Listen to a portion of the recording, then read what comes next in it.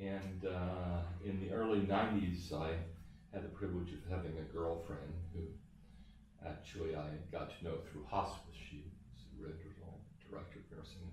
She had 5 children, okay? And one of them had passed away with leukemia, and that's a great story. But she had 4 children. One was a born-again Christian eldest son, and then she had a macho son who, you know, was the basketball player and talked about the geeks and the dykes and all that sort of. Had a daughter that was $1 million a year model. Mm-hmm. Okay, and then the youngest son was gay, but wasn't known at that point in time. But he was the most lovable. He was a student body president, you know. And so I had gotten to know all that family until one day her youngest son comes home and announces that he's gay. And he brings this little book that describes it. He marked up, you know, this is me, this is not me.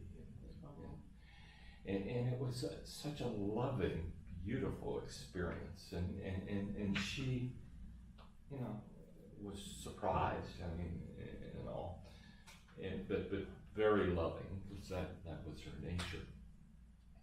So the $1 million a year model knew, I mean, she just instinctively knew that she had a gay brother, and they loved each other, and they talked about it, and then, you know, when are we going to tell the rest of them?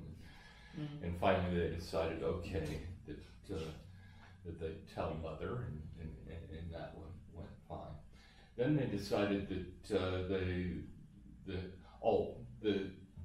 the daughter and the macho were talking on the phone, and the macho kept saying to his sister, "When's our brother gonna, you know, bring a date?" And so on. And finally, the daughter got sick of it and says, "You know, he's gay." Well, then what was going to happen?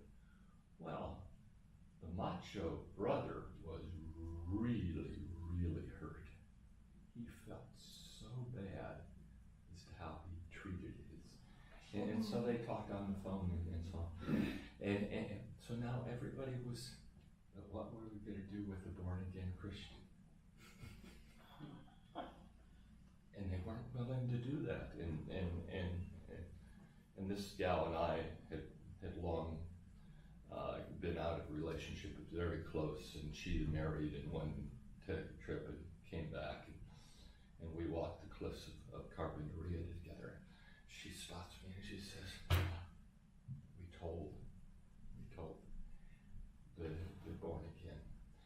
And well, how's that going? Well, that was still a case to be determined. So that was a significant part for my experience. I also was the executive director of the Las Positas Park Foundation out in Elings Park. And at that time, we hosted the Gay Men's Chorus from Los Angeles. And I was delighted to be there as the executive director and to welcome them and all. Well, at the same time, you know, there was a physicality going on amongst them that I wasn't yet fully comfortable with. But that was a part of my evolution. I wound up with somewhere along the line, I then started recognizing and appreciating that, you know, we're all the same, and this was really an abused group of people. And I became a part of Live Oak Unitarian. And for me, one of the peak experiences of my life was when Reverend Thomas Anastasi, our interim minister, who'd been in a 27-year relationship with his partner, and the laws had changed, and he could be married, and we married them. Mm-hmm. And I videoed that, as I love to capture. And incidentally, I think these are precious moments that I'm most pleased to be able to capture. But at that time, I really became an ally. I was very close to Reverend Thomas. And then somehow I drifted into PFLAG. I'm not sure exactly how, but I'm a regular and a real ally, and one of the few that are really just allies. I mean, they're usually parents or LGBT, and they've had such wonderful, and to be able to hear people's stories, as I've heard yours today, firsthand. I flunked out of college. I was a horrible student. I did really well in business, in social justice, and those sorts of things. But you could never, ever really get what's going on. I couldn't by reading. But the ability to be with you folks and the experience that I've had is what's brought me to being thrilled to wanting to be your friends and your allies, and I value my time with you. Thank you. We've all spent some very precious time together today. And it's like being in church. For me. And I thank you all for the depth of your stories and your courage and your honesty. How did we do, Frank? Oh, I'm in tears inside. Yeah, no, I'm really touched. Thank you so much. Oh, we didn't ask you for yours? Oh, we know your story. All of yours. This is amazing. This is very touching. Very touching. Oh, God, you're still around. Of course, now we've got the youth are really have it together, and they're so active and wonderful, and very, very different than when some of us were teenagers, that's for sure. It's such a different world now, isn't it? And the attitudes are so different toward not just LGBTQ related matters and relations, but also in regards to racism and sexism. Things are changing. I mean, when I hang out with college students most of the time, and boy, to them, really, those things are not an issue. You know, you can tell. I mean, it's so encouraging. You know. Although children are taught to hate at home, you know. Oh, that's true. There are some children who are having these wonderful experiences growing up with kids who have two mommies or two daddies, you know, and in their house, that's great, right? But then, you know, you hear little children spewing hateful comments, and they're being taught that, and that's just so heartbreaking to me, you know. One thing that I'm really excited about is that at Live Oak we partnered with Pacific Pride Foundation to grow Proud Prom from 34 children to, our first year we had it at Live Oak, there were 54, and then 82, and then 84.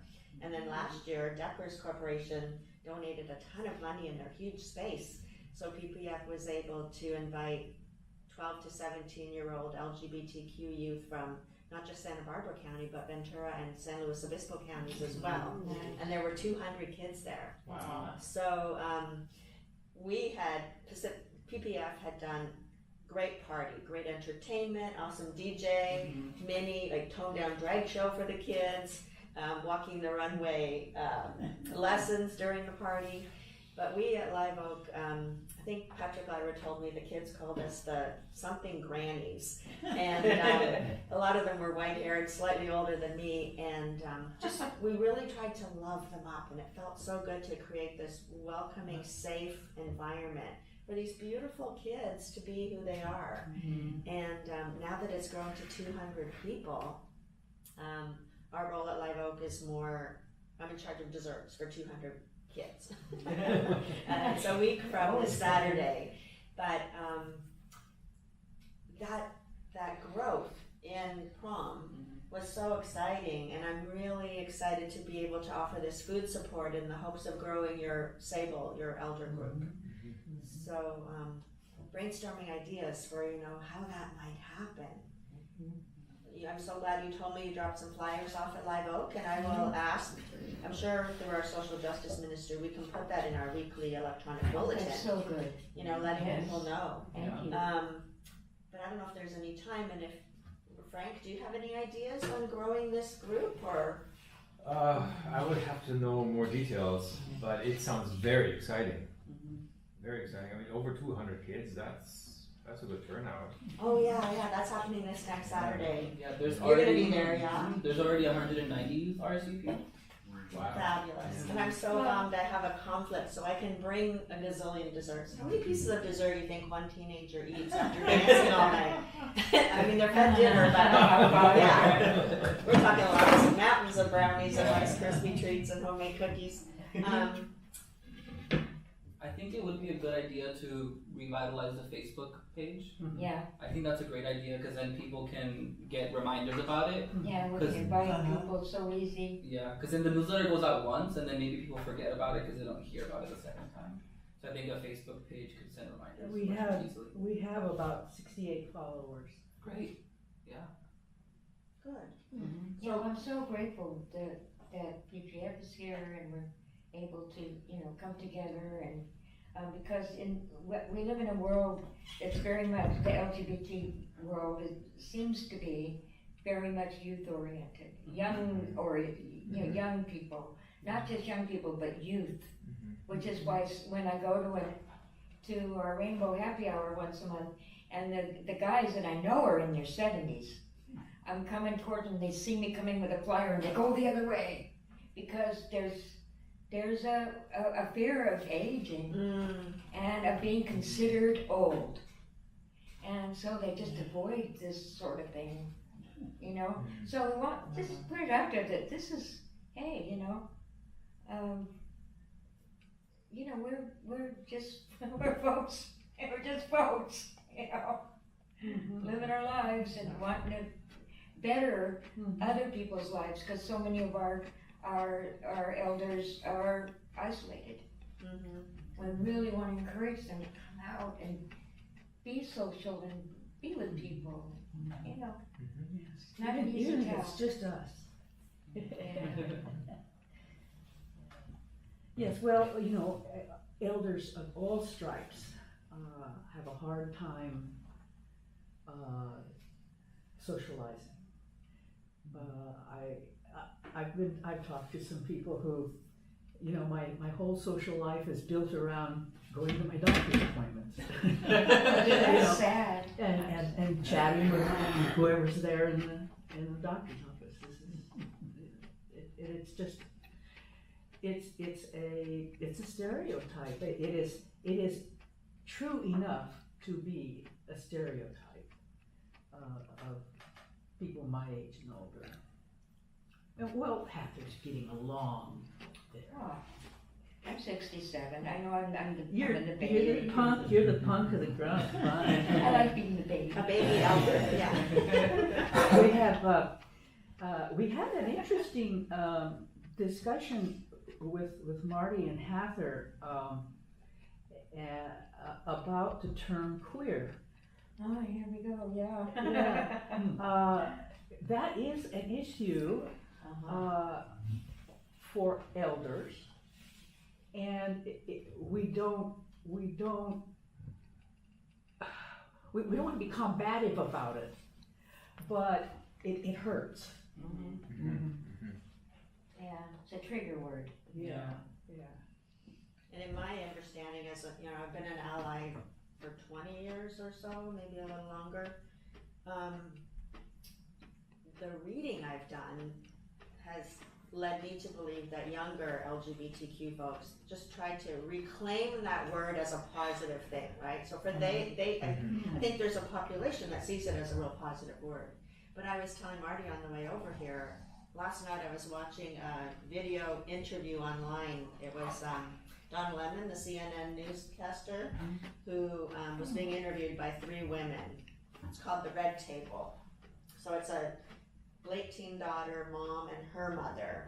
3 generations sit down at a table. It's Jada Pinkett Smith with her mother and daughter. And they were talking to Don Lemon about his coming out, etc. And the grandma asked Don Lemon what the Q in LGBTQ stood for.